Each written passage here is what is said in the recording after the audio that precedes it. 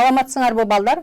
Балдар, көгілдір экрандын алдында ыңгайлуу отуруп бүгүнкү сабакка көңүл бөлгүлө. Биздин бүгүнкү сабакта өтө турган темабыз төмөндөгү тема. Биотехнологиянын илим катары бөлүнүп чыгышы деген темага токтолобуз. Демек, биотехнологиянын илим катары бөлүнүп чыгышы деген темадан биз өзгөчө эмнелерге көңүл бөлөбүз? Же болбосо бүгүнкү сабактын жүрүшүндө биз биологиялык ыкмалардын же болбосо биотехнологиялык ыкмалардын түрлөрү менен таанышабыз. Андан сырткары өсүмдүк, жаныбар, медициналык биотехнологиянын бүгүнкү күндөгү жетишкендиктерин окуп үйрөнөбүз. Демек, биз бүгүн ушул биотехнологиялык ыкмалардын кандай түрлөрү бар, мына ушу боюнча кененирээк түшүнүк алабыз. Биз өткөн сабакта дагы ушул биотехнологиялык ыкмалардын ичинен ген инженериясы боюнча таанышканбыз. Ал эми бул ген инженериясынын жардамы менен деги эле биотехнологиялык ыкмаларда бүгүнкү күндө биз кандай жаңы өндүрүмдөрдү өндүрүп ала алабыз ушул биотехнологиялык ыкманын жардамы менен. Мына ушуга көбүрөөк көңүл бөлөт экенбиз. Негизи биотехнологиянын төмөндөгүдөй тармактары бар. Ал биринчи биотехнологиянын медициналык тармагы бар. Андан сырткары косметикалык тармак бар. Мындан башка айыл чарба тармактары бар. Айыл чарба тармагы өсүмдүктөрдүн биотехнологиялык тармагы жана жаныбарлардын биотехнологиялык тармагы болуп бөлүнөт. Мындан башка дагы экологиялык биотехнологиялык тармак, ошондой эле фармин индустриялык биотехнологиялык тармактар бар. Демек, мына ушул биотехнологиялык тармактардын бүгүнкү күндө биз колдонуп жүргөн кеңири биздин жашообузда кездешип жүргөн тармактардын кээ бирлери менен кененирээк түшүнүк алалы. Демек, биотехнологиялык тармактарды биз ушул тармактардын ичинен эмнелерди өндүрүп ала алабыз. Мына ошол өнүмдөргө мисалы үчүн медицинаны деп айттык. Андан сырткары айыл чарба ветеринариясында алынуучу кээ бир өнүмдөр, ошондой эле тамак аш өнөр жайындагы өнүмдөр аркылуу биз кээ бир деги эле организмге жана биздин жашообузга керектүү болгон продукцияларды же өнүмдөрдү өндүрүп алсак болот экен. Медицинада мисалы үчүн антибиотиктерди, гормондорду, витаминдерди, вакциналарды жана кандын компоненттерин ушул медициналык биотехнологиянын жардамы менен өндүрүп алсак болот экен. Мындан башка дагы айыл чарба ветеринариясында мисалы үчүн белоктуу жемдерди өндүрүп алсак болот. Белоктуу жемдер дегенде бул алардын азыгы. Ошондой эле витаминди, ошол айыл чарбасындагы жаныбарлар үчүн берилүүчү витаминдерди ушул биотехнологиянын жардамы менен өндүрүп алсак болот экен. Биологиялык заттарды, ошондой эле өсүмдүк жана жаныбарлар үчүн гормондорду. Тамырын жакшыртуучу гормондор бар, мөмөсүн жакшыртуучу гормондор бар, сабагын жакшыртуучу гормондор бар. Мына ушул гормондорду дагы биотехнологиянын жардамы аркылуу өндүрүп алсак болот экен. Ал эми тамак аш өнөр жайларында биотехнологиялык ыкмалардын жардамы менен өндүрүлгөн булар аминокислоталар. Аминокислоталар бул белоктун мономерлери болуп эсептелет. Мына ушул аминокислоталардын мисалы үчүн ондогон 50-дөн 100-гө чейинки структураларынан турган полимерлерди алсак болот экен. Ошондой эле азык үчүн колдонгон жасалма жол мененби азык белокторду алсак болот экен, ферменттерди алсак болот экен. Демек, биологиялык деги эле ушул биотехнологиялык тармактардын жардамы менен мына адамдын жашоосу үчүн керектүү болгон өнүмдөрдү өндүрүп алсак болот экен. Мына ушулардын кээ бирлерине токтолуп көрөлү. Мисалы үчүн мен силерге айтып көрөйүн, кээ бир биз бүгүнкү күнгө чейин эле ушул тукумгуучулук кээ бир оорулар бул улам укумдан тукумга энеси аркылуу берилет. Мына ошол энесинин тукумундагы гендерди кармап жүргөн бул албетте бул клетканын ядросундагы ДНКнын молекуласы болуп саналат. Ал эми ДНКнын молекуласы бир эле клетканын ядросунда эмес, клетканын цитоплазмасындагы митохондрияда, ал эми өсүмдүктөрдүн хлоропласттарында дагы ДНКнын молекулалары бар. Эгерде ушул ДНКнын молекулаларында бузулуу болсо, анда бул бузулуунун негизинде бул эненин түйүлдүгүнөн пайда болгон балдарда сөзсүз түрдө кандайдыр бир оору менен оорулуу балдар төрөлүп калышы мүмкүн. Мына ушул оору менен оорулуу балдар төрөлүп калбаш үчүн медициналык биотехнологиянын бүгүнкү күндөгү ыкмаларынын жардамы менен бул ооруларды токтотсо болот. Аны кантип токтотсо болот деген суроо турат. Ага мисалы үчүн бир ошо ата менен эненин уруктуктарын, жумуртка клеткасы менен жана аталык уруктукту башка энелик жумуртка клетканын ядросун алып салып, ошол ядросу алынган жумуртка клеткасына аталык энеликти кошуу аркылуу дени соо баланы алсак болот. Мисалы үчүн ДНКнын молекуласы албетте бул ядронун курамында кармалып жүрөт. Ядронун курамындагы ДНК бул генетикалык коддорду түзөт. Ошондой эле адамдын клеткасындагы ядродогу ДНКдан башка дагы цитоплазмасындагы митохондрияда да ДНКнын молекуласы кармалып жүрөт. Эгерде эненин ушул ДНКсы, митохондриядагы ДНКнын молекулалары бузулуп же үзүлүп калса, анда бул балада сокур бала же кант диабети менен же жүрөк оорусу менен же нерв системасынын бузулушуна алып келет. Демек, бул ДНКнын митохондрияда ДНКнын бузулушу. Ушуну токтотуш үчүн, мисалы үчүн, дени соо эненин жумуртка клеткасын алабыз. Силер жаңы көргөндөй ошол дени соо эненин жумуртка клеткасындагы ядросун алып салабыз, жумуртка клетканын башка эненин жумуртка клеткасынын ядросун алып салабыз дагы. Ал эми түйүлдүктө оорулуу митохондриясында бузулуу бар эненин түйүлдүгүндөгү аталык жана энелик уруктуктарды үчүнчү эненин жанагы ядросу алынып салынган, бирок митохондриясы бузулбаган жумуртка клеткасына кошуп аргындаштыруунун негизинде бул жерде мурунку өзүнүн энесинин ооруну алып жүргөн белгиси жок, жаңы митохондрияда ДНКнын молекуласы бузулбаган жумуртка клеткасындагы дени соо бала төрөлүшү мүмкүн. Биотехнологиянын медицинадагы бул абдан пайдалуу жактар экен.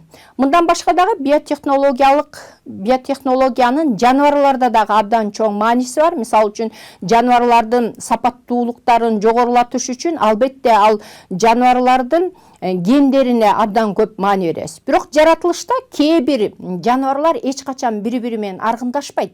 Ал эми биотехнологиянын жардамы менен мүмкүн болбогон кээ бир гендерди аргындаштырсак болот экен. Мисалы үчүн, буга жапан букасын алып карайлы. Жапан букасы, мисалы үчүн, бизон бул үй уyu менен эч качан аргындашпайт жаратылышта.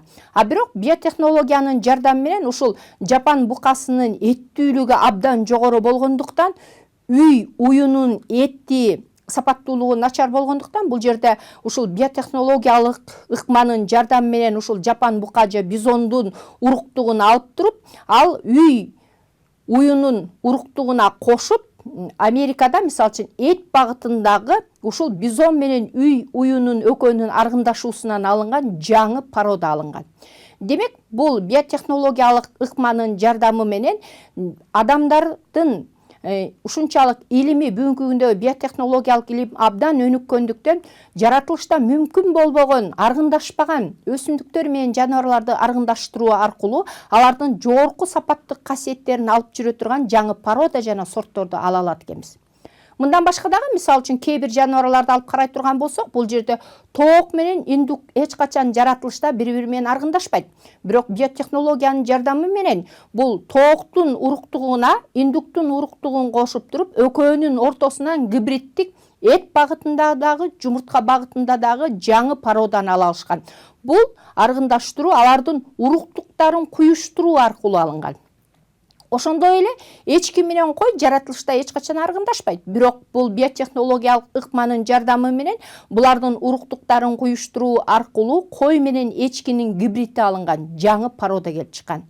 Демек, бул биотехнология деген бул жаратылышта болуп көрбөгөн ыкмаларды же болсо жаратылышта болуп көрбөгөн жаңы породаларды алсак болот экен. Бул породаларды алуунун эң негизги эле максаты албетте ал жашоо үчүн керектүү болгон сапаттуу касиетти алып жүрө турган өсүмдүктөр менен жаныбарлардын жаңы породаларын жана сортторун алуу.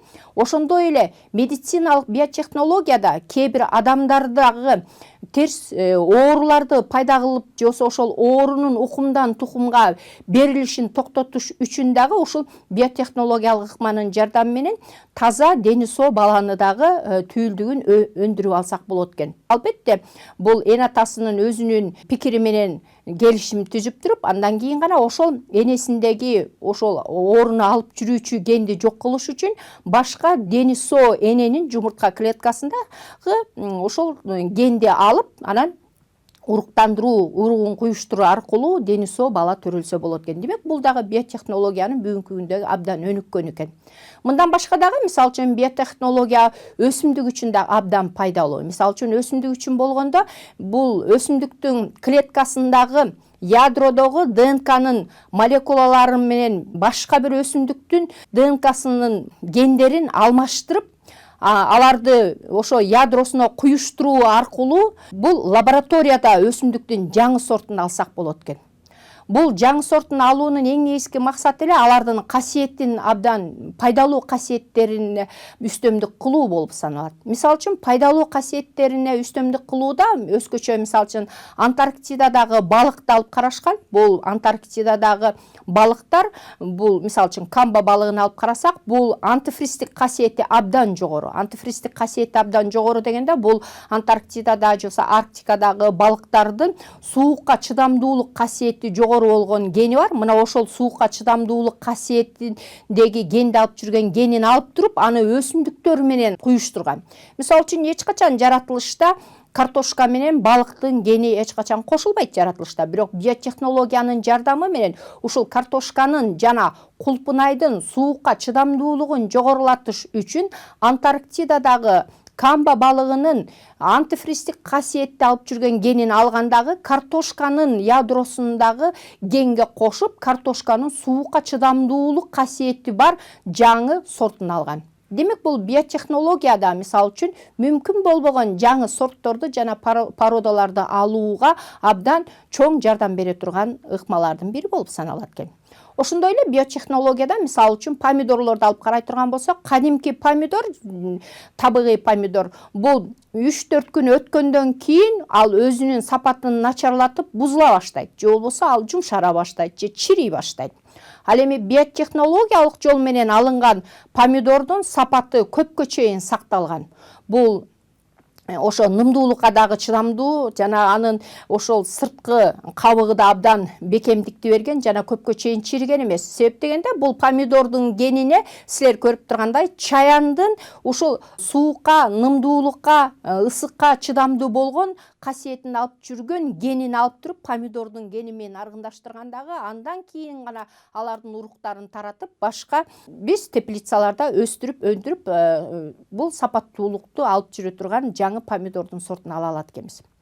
Мындан башка дагы ушул биотехнологияны мисалы үчүн парфюмерияда же болбосо косметикалык майларды алууда. Силер көрүп тургандай, бул жерде косметикалык майларды алууда бул жерде үлүлдүн жардамы менен алынган крем болуп турат. Бул үлүлдүн жардамы менен алынган кремдин эң биринчи жолу бул Түштүк Америкада биринчи жолу алынган. Бул Түштүк Америкада ушул үлүлдүн азык катары колдонула турган атайын француз кафеси болгон. Ошол кафедеги анын өзүнүн жетекчиси ушул өстүрүлгөн атайын үлүлдөн жасала турган азыктар болгон. Ошо азыктарды жасап аткан адамдардын колдоруна абдан маани берген. Себеп дегенде ал ушул 15 жыл иштетип, ошол 15 жыл иштеп аткан адамдардын, ушул үлүл менен азык жасаган адамдардын колдорунун терилери ушунчалык жылмакай, жаш көрүнгөндүгүн жана колдорун кесип алса, ал ошол эле замат кайра калыбына келгендигин көргөндөгү, демек ушул үлүлдө кандайдыр бир терини жакшыртуучу касиеттин бар экендигин аныктагандагы,